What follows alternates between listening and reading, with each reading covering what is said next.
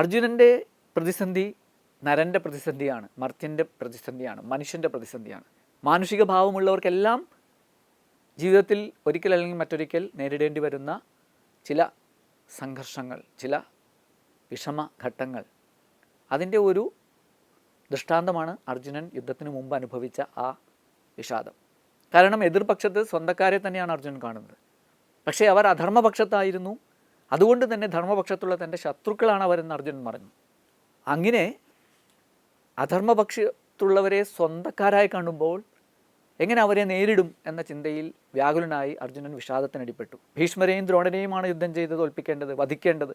തീർച്ചയായിട്ടും നമ്മൾ ഏതൊരു മനുഷ്യനും വിഷമമുള്ള ഒരു ഘട്ടം തന്നെയാണത്.